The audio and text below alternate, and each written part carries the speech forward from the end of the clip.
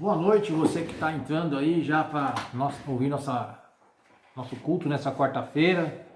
Irmão Edson, Pastor Jorge, João Vitor, Fontoura. Ô Fontorinha, aqui de Salto de Pirapora, que bom ter você aqui conosco, viu? Fica aí para acompanhar os nossos estudos de hoje. Nessa noite, eu queria agradecer a Deus pela presença de todos, né? E começar o nosso culto nessa quarta-feira com uma oração de gratidão a Deus pelas bênçãos que Ele tem derramado em nossas vidas, principalmente em cada um de vocês que ainda não teve nenhum sintoma, né? E não foi acometido pelo coronavírus. Isso é um motivo de gratidão. Mostra que Deus está realmente cuidando de nós, né? Gratidão pelas bênçãos alcançadas, né? A irmã Arlete começou a fazer sua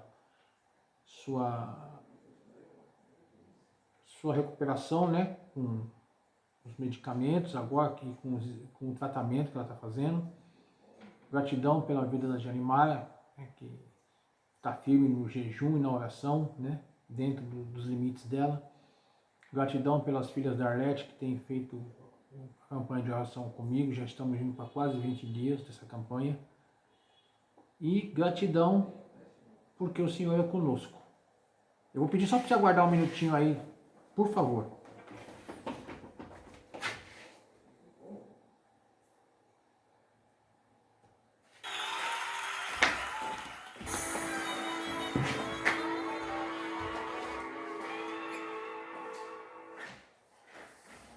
Buscas por como cortar cabelo sozinho crescer a 200%.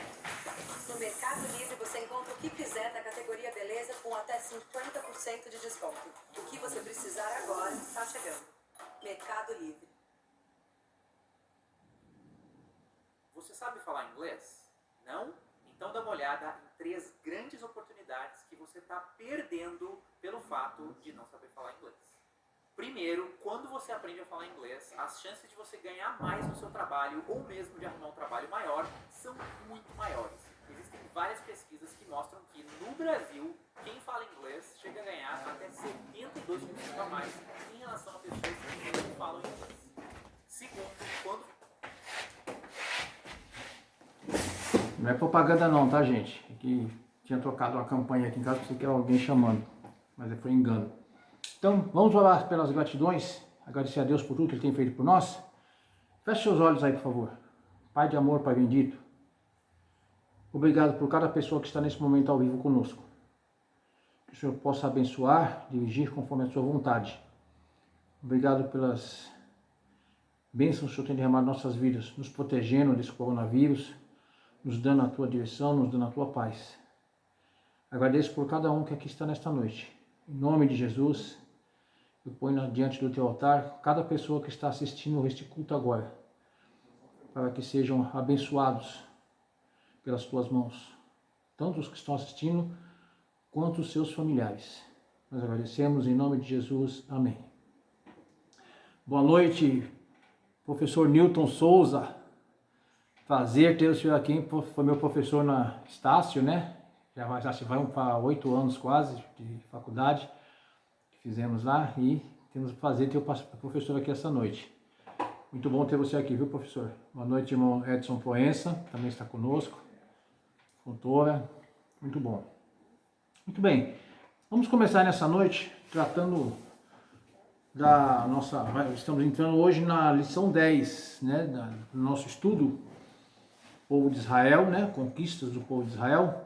E chegamos agora no ápice, né, no final da primeira parte da história do povo de Israel.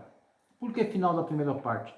Porque é nessa parte agora que o povo começa a receber as bênçãos finais de Deus. Foram 40 anos no deserto, 40 anos passando aflições, passando dificuldades no deserto, 40 anos que tiveram que esperar até toda aquela primeira geração que havia se rebelado contra Deus morrer, para agora os de 20 anos para baixo daquela época, né? Agora estavam com 40, 50, 60 anos, agora eles estariam agora aptos para entrar dentro da Terra Prometida. E aqui começa Josué capítulo 1, né?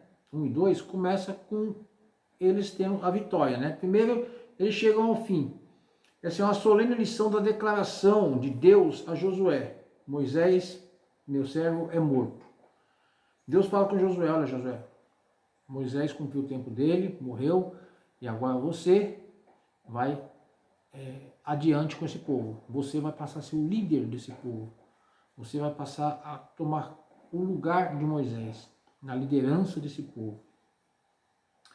Para o novo líder, a tarefa não é desafiadora. Não apenas substituir alguém do porte de Moisés, né? Até nos dias de hoje, quando você ouve falar de Moisés, você já pensa logo, nossa, Moisés foi o cara, né, da época, né? Ele era realmente um homem que falava com Deus, né? Conversava com Deus. E agora Josué vem para substituir Moisés. Olha que responsabilidade, né? Liderar um povo de mais de 800 mil pessoas não era fácil, não. E ele estava ali pronto para liderar esse povo, né? Ele já estava apto. Então, esse capítulo é uma abertura é tão importante porque os anos de preparo e treinamento que Josué teve com Moisés agora seriam colocados à prova, né? Seriam muito úteis, mas nada comparado às promessas e incentivos que ele agora receberia de Deus. Versículo 5 ao versículo 9 aí de Josué 1. A garantia do poder, da presença e da palavra do Senhor sobre sua vida o tornaria um vencedor irresistível. A única coisa que ele tinha que fazer para receber tudo isso de Deus era se manter fiel à lei do Senhor. Vamos transitar para os dias atuais. A única coisa que Deus pede para nós, para que nós sejamos abençoados por Ele dia após dia, é fidelidade. É só isso que Deus pede da gente, fidelidade. Fidelidade em servir ao Senhor, fidelidade em orar, fidelidade em buscar a presença de Deus na sua vida, fidelidade em não cair em tentações e pecados, fidelidade em ter uma vida de santidade. É só isso que Deus pede para você. Então, quando você age com fidelidade com Deus, pode ter certeza, com certeza Deus vai ter a mesma fidelidade com você. A fidelidade de Deus com você Ele abençoa a sua vida. Ele te enche de bênçãos, te enche de coisas boas. Ele te faz uma pessoa feliz. Fala a verdade, qual foi a pessoa que já viu aí que é fiel a Deus que é infeliz? Difícil, né? Não tem. Difícil não tem.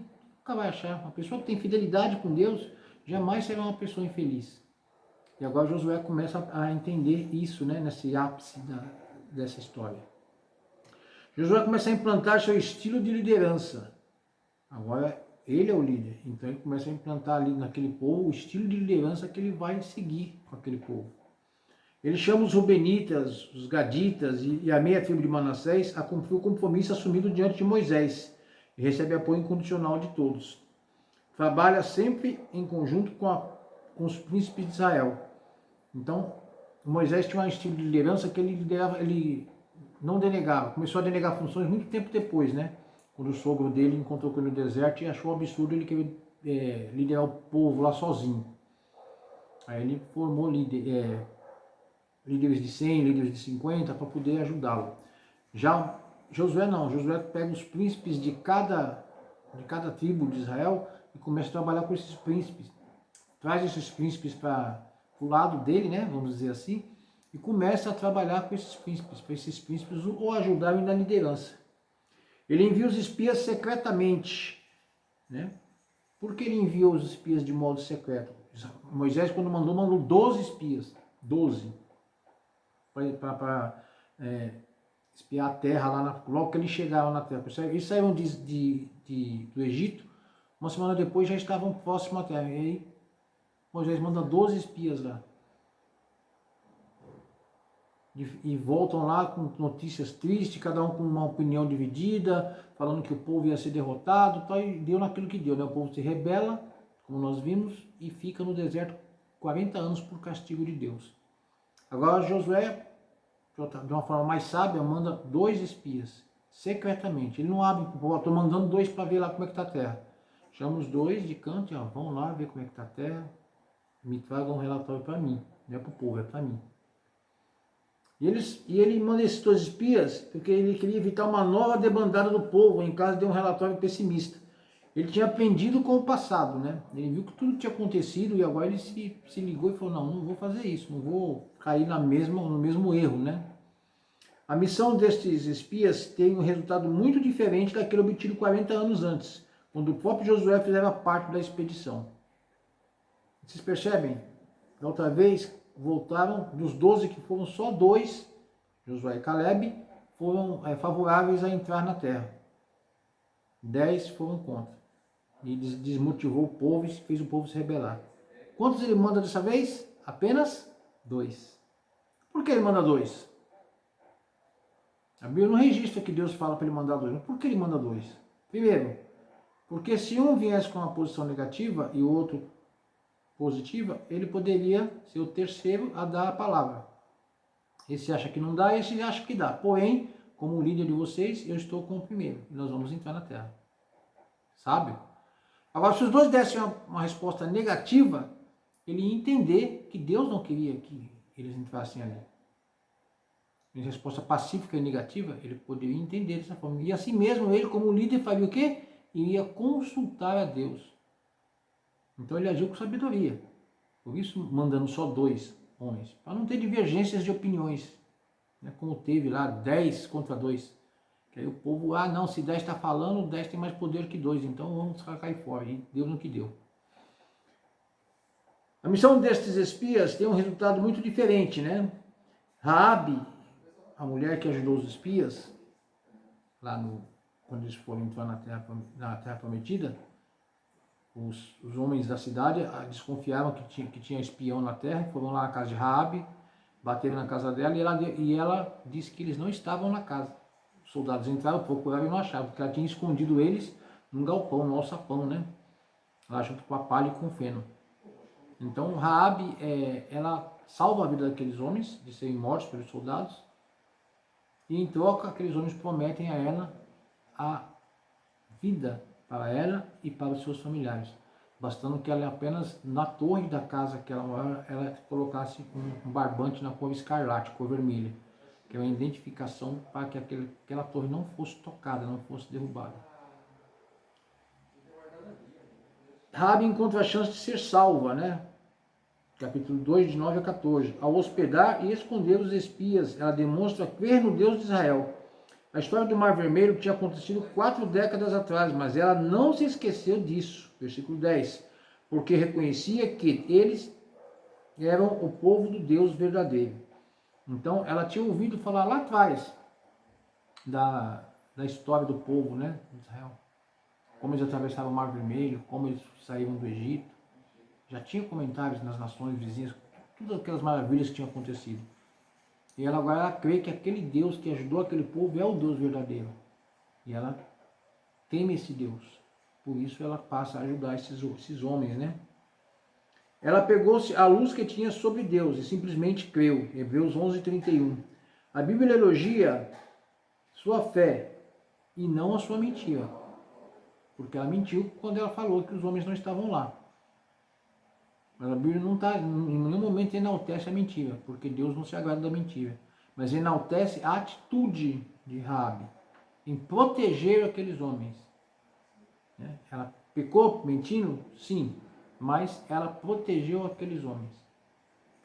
Então a atitude dela de buscar para si e para sua família a salvação da morte, porque toda aquela cidade foi destruída, todos morreram, né?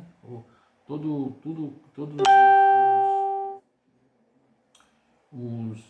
os muros foram derrubados e apenas a torre onde ela morava ficou em pé. E todos os seus familiares que estavam dentro daquela casa, na casa dela, naquela torre, ficaram vivos. Não foram destruídos, não foram mortos. Então, ela creu, né, que Deus poderia realmente livrá-la. E ela é enaltecida justamente pela sua atitude e não pela mentira, de ter mentido aos soldados que os homens não estavam na casa. Assim, ela tornou-se uma das 4 mulheres a contar na genealogia de Jesus, Mateus 1,5. Se você abrir lá na sua Bíblia, Mateus capítulo 1, versículo 5, você vai ver que Raabe faz parte da genealogia de Jesus, né? Ela, na árvore genealógica de Jesus, ela está incluída. Então, Jesus é descendente da genealogia de Raabe. Interessante, né? Por quê? Isso tem a ver com o quê? Com a missão de Jesus. Qual foi a missão de Jesus nesse mundo? A missão de Jesus nesse mundo foi salvar a humanidade, né? Do pecado e da morte, né? E Jesus venceu a morte pela humanidade. E Raabe, qual foi a missão de Raabe naquele momento lá? Salvar os espias da morte e salvar os seus familiares também de uma morte certa. Fazendo o quê? Protegendo aqueles homens e agradando a Deus. Não com a mentira, mas com a atitude. Olha como Deus trabalha. O relatório dos espias foi confirmação de Deus para o coração de Josué. Não que ele duvidasse da vitória, mas ele não queria se precipitar em nenhum movimento. Ele sabia da importância daquela empreitada e precisava contar também com o bom ânimo do povo. Moisés sabia que aquele povo já era um povo assim que era meio desmotivado, meio largadão, né? O povo não tinha 100% de direção. E agora Moisés faz o quê? Ele que precisava contar com aquele povo para poder entrar naquela terra, vencer aquele povo lá que estava naquela terra. Então ele foi devagarinho, passo a passo, foi trabalhando passo a passo, primeiro os espias, depois a oração, conversou com Deus, falou com o povo, Deus está nos mandando entrar, vai dar certo, Deus mandou fazer assim, assim, assim, vai dar certo. E foi conquistando o povo com a sua liderança, sua sabedoria e sua humildade, mas principalmente passo a passo para o povo em nenhum momento ficar desmotivado ou ter alguém que se levantasse, né, e falar, mas não vai dar certo. Quando ele fala, vamos adiante, todos concordam. O legal do Josué é que todos concordaram ali, né, com Josué, para que desse certo. A preparação necessária para a conquista. Agora eles se preparam para entrar na terra prometida. Então o que eles fazem? A presença de Deus, representada pela arca, opera o sinal impressionante de dividir as águas do Jordão, transbordantes na época da cheia. Capítulo 3, de 14 a 17.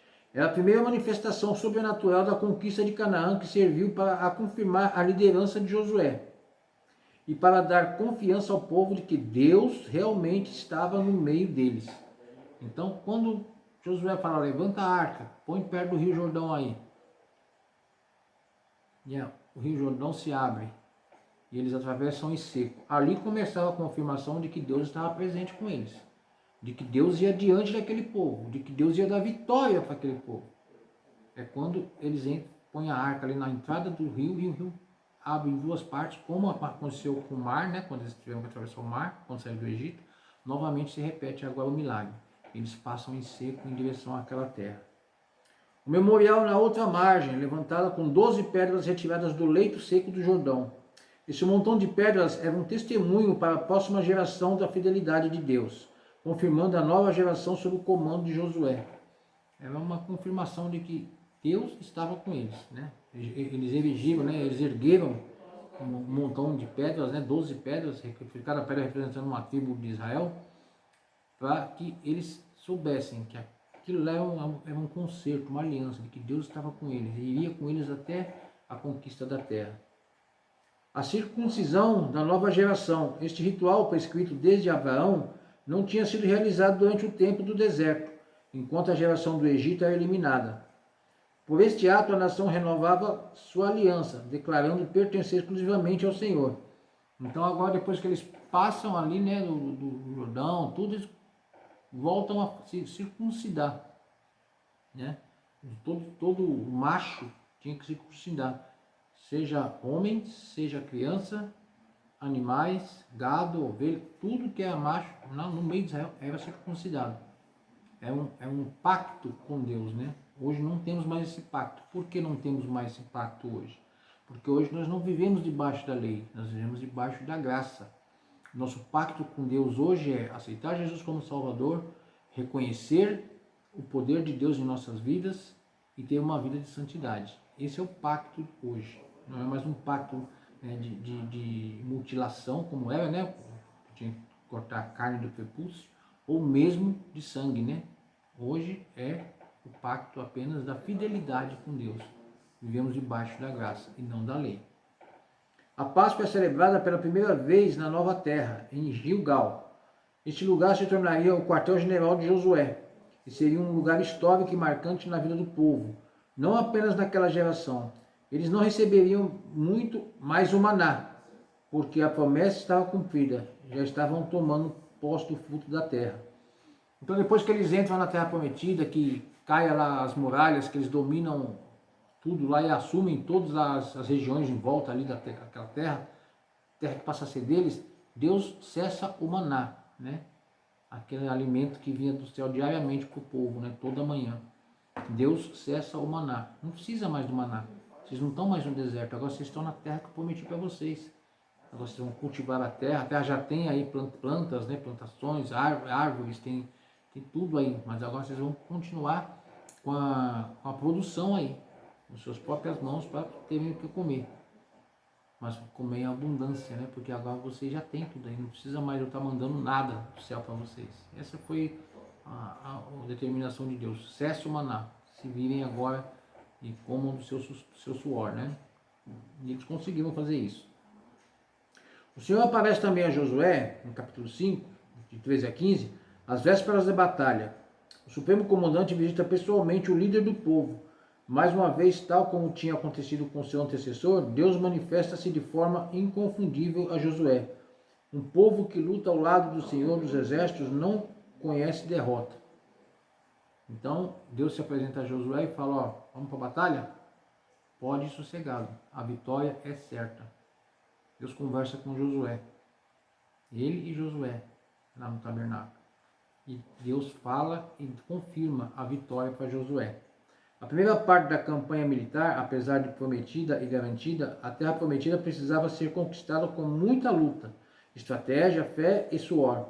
Havia uma parte do processo que cabia única e exclusivamente ao povo. Deus já havia dito que eles precisavam pisar a planta do pé no território que lhes fora dado. O maná também não seria mais servido. Era hora de confiar em Deus e entrar em ação. Agora Deus fala, olha, até aqui tudo foi por minha conta, né? Deus fala.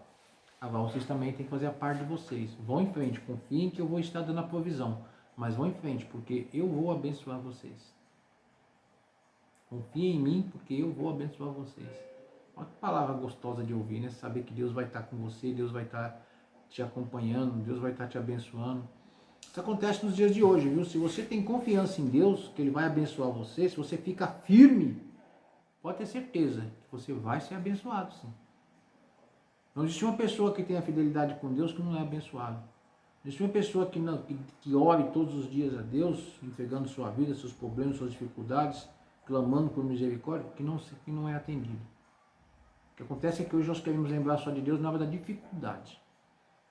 Quando estamos de boa, né, com um bom salário, com um bom emprego, estamos bem, então não precisa nem falar com Deus. Mas quando está passando perrengue, né, passando dificuldade, aí corre pro lado de Deus. E não é assim que Deus nos quer, né? Deus nos quer presentes o tempo todo, né?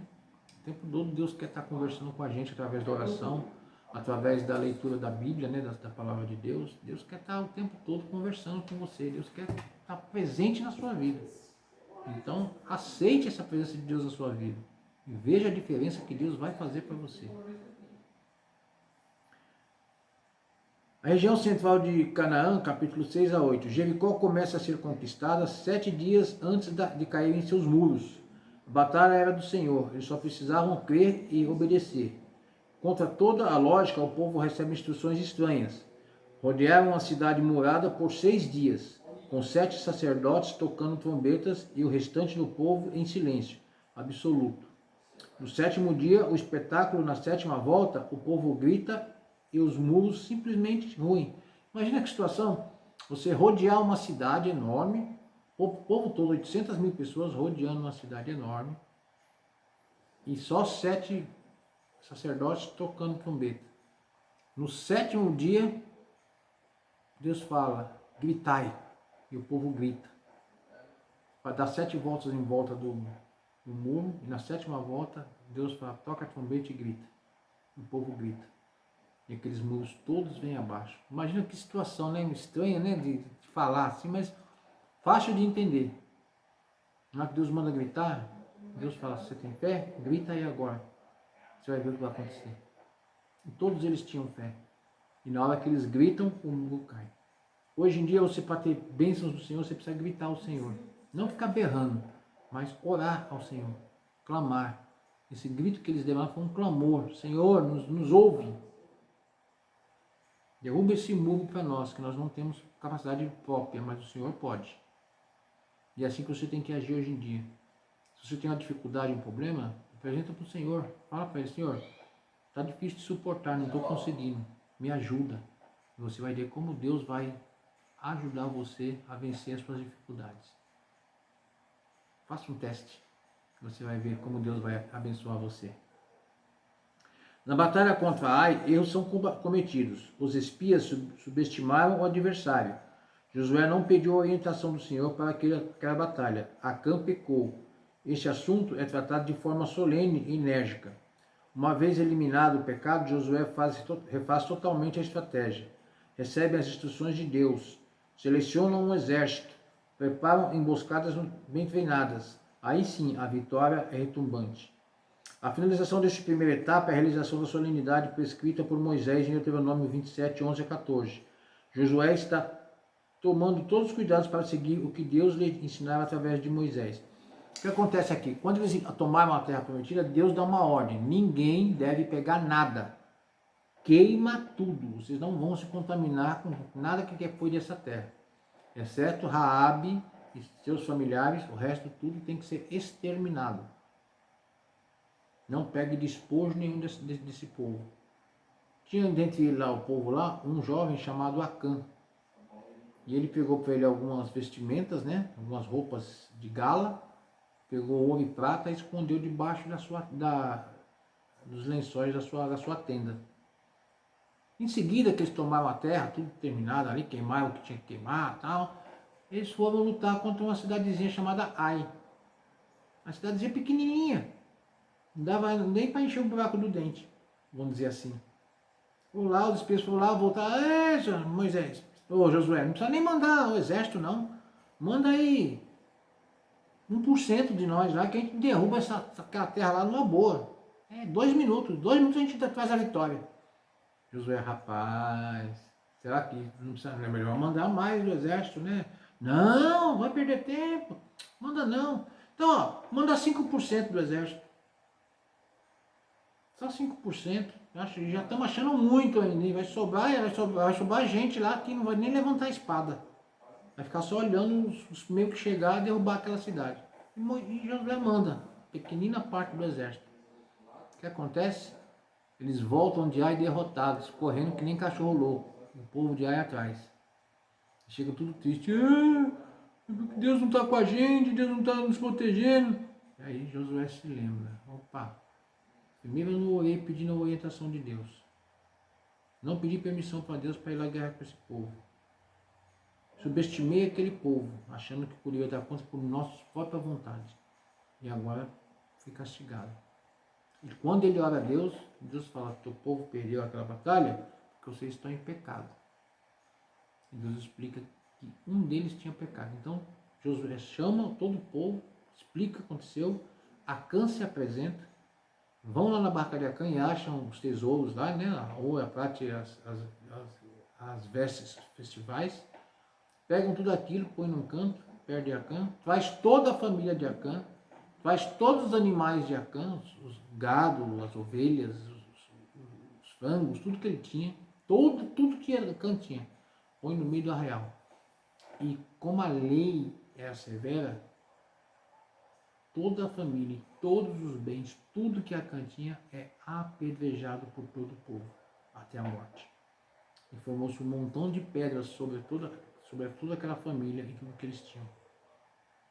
Era severa demais a lei naquela época. Já pensou se Deus mandasse agir assim nos dias de hoje? Ó, pecou, vai ser apedrejado. Ia faltar pedra, né? Ia faltar pedra. Mas Deus nos concedeu uma imensa graça. O que é que Deus faz? Ele manda Jesus vir morrer por nós, por nossos pecados, na cruz. Vence o pecado e a morte. E agora nós temos a condição de nos apresentar a Deus em oração através de Jesus Cristo e conseguirmos o perdão dos nossos pecados. Olha só como Deus trabalha, né? Aquele povo lá não teve essa mesma sorte que nós temos. Eles eram punidos de acordo com a lei. Muitas vezes se apresentavam lá no tabernáculo do Senhor, ou no templo, para poder pedir perdão. Aí tinham que fazer ofertas, tinham que ficar ali na expectativa que Deus aceitasse aquela oferta, para eles não serem exterminados. Perceba que hoje você tem toda a condição de estar próximo a Deus.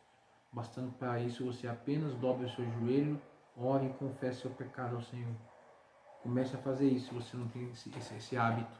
Você vai ver como Deus vai abençoar você. A lição para o dia de hoje fica o seguinte: Canaã não é uma figura do céu, mas das conquistas e desafios da nossa vida cristã. Não precisamos lutar nem derrotar inimigos para chegar ao céu. Apenas crer. Você apenas tem que crer para você poder chegar ao céu. Os inimigos, quem derrota é Deus.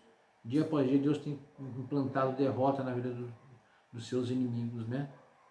Que é o pecado, Satanás, a morte. Deus tem implantado derrotas, porque Deus tem protegido você. Você pode até não perceber, mas todo dia Deus protege você. Todo dia Deus está dando condição de você sair vitorioso diante das adversidades, das dificuldades. Pai, parou para pensar nisso? Somos salvos pela graça. Efésios 2, 8. Entretanto, cabe-nos desenvolver a nossa salvação. Filipenses 2, 12. Seguir para o alvo. Filipenses 3, 14. Tomar posse da vida eterna. 1 Timóteo 6, 12. Estas expressões não se referem às conquistas da nossa salvação, mas à posse das suas preciosas e muito grandes promessas. 2 Pedro 1,5. Nossa luta é espiritual porque nossas bênçãos são espirituais. Por isso, os inimigos e obstáculos que nos separam da nossa herança em Cristo devem ser vencidos pela fé, usando as armas que Deus mesmo disponibiliza para a nossa batalha espiritual. Efésios 6, 10 a 18. Creia no Senhor.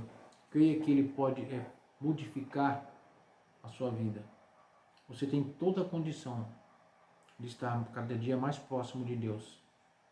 E Deus quer essa proximidade com você. Deus quer você próximo dEle, para Ele poder abençoar você. Amém? Que Deus abençoe a sua vida nessa quarta-feira, que Deus te dê uma vida de vitórias, né? Que essa semana, que ainda está por terminar, seja uma semana de vitórias para você. Você pode estar voltando a se encontrar conosco no domingo de manhã, no YouTube. O canal é PR Tutmes, THUTMES, PR Tutmes, tá? Às 9h30 com estudos para os adultos e às 10h30 com estudos para os jovens. E às 19h30, no domingo, você pode estar acessando para assistir através do Facebook ou do YouTube o nosso culto da família à noite. Lembrando que neste domingo que vem o pastor vai estar na igreja, transmitindo da igreja. Então eu estarei lá na igreja transmitindo o culto e você pode estar acompanhando. Que Deus abençoe muito você. Seus pedidos de oração você pode fazer aqui no chat, né? Tem aí ó, o chat aí do Facebook, né? Ou no YouTube também, tá bom? Nos comentários aqui do Facebook você pode pôr seus pedidos de oração ou no YouTube, ok? Vamos orar? Pai de amor, Pai bendito, obrigado pelas pessoas que estão aqui nesta noite, assistindo esta mensagem, e esse estudo e adoração, Senhor. Que o Senhor possa atender as necessidades do coração de cada uma delas, que o Senhor possa abençoar, Senhor. Perdoa os nossos pecados, perdoa as nossas dificuldades, mas nos dá a Tua paz, Senhor. Possamos ter fidelidade com o Senhor, para receber as Tuas bênçãos em nossas vidas. Obrigado pelas vitórias que o Senhor nos tem nos dado condições de alcançar. E obrigado por perdoar as nossas falhas também, ou a nossa pouca fé. Nós te agradecemos. Em nome de Jesus, amém. Que Deus abençoe você, que Deus abençoe sua vida e que você seja abençoado dia após dia e que Deus possa cuidar de você dia após dia também, porque Deus ama muito você.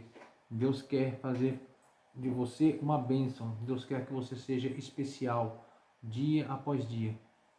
Nós vamos terminar com louvor, já estou colocando aqui.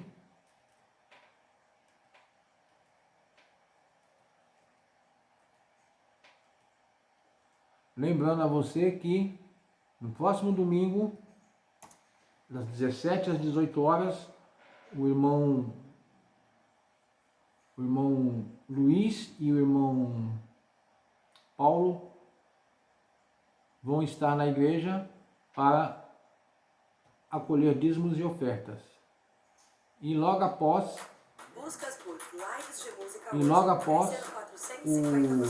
às 18h30, o pastor começará o culto com você, tá bom? Então, até domingo, se Deus quiser. Curta aí o louvor, né? Eu sou grato por tudo que tenho. É um louvor muito legal, tá? Eu sou grato por tudo que tenho amigos, família, muitos irmãos. Mas Jesus foi meu amigo que me deu a salvação. Deus abençoe você. Bom louvor e até domingo, se Deus quiser.